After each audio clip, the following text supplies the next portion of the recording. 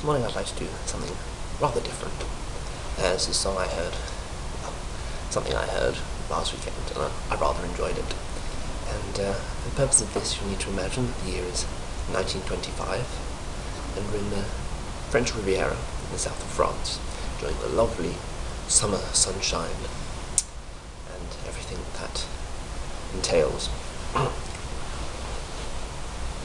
It was the most fantastic excitement, not everybody I suppose, aside from the sun and all that, not really sure myself really.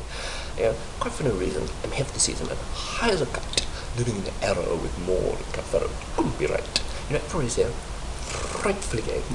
Nobody cares what people say. The Riviera seems really much queerer than Rome at its height. On Wednesday night, I went to a marvellous party with Nunu and Nada and Noel.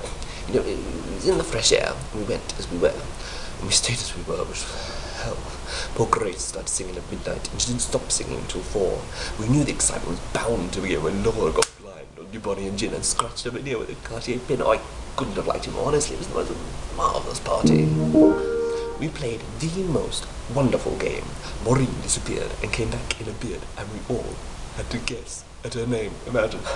Cecil, dear old Cecil, arrived wearing a suit of armour, some shells, and a black feather boa.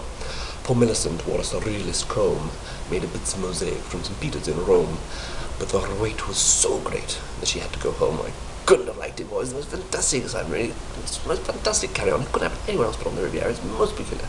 People's behaviour, well from Belgravia, would make you aghast.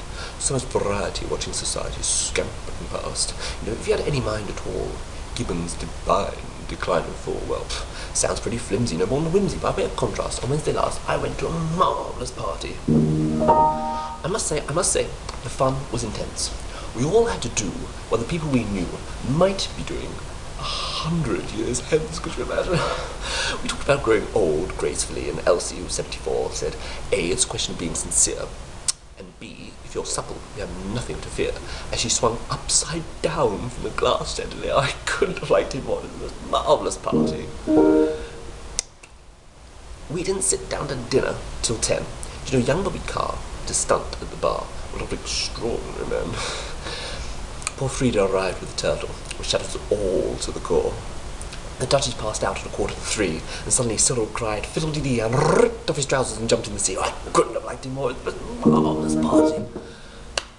Elise made an entrance with May. You'd never have guessed from a fisherman's vest that her bust had been whittled away. John Lulu got fried on Chianti and talked about esprit de corps. Louise made a couple of passes at Gus, and Freddie, who ate any kind of fuss, did half the Big Apple and twisted his trousers. I couldn't have liked him more. It was a marvellous party.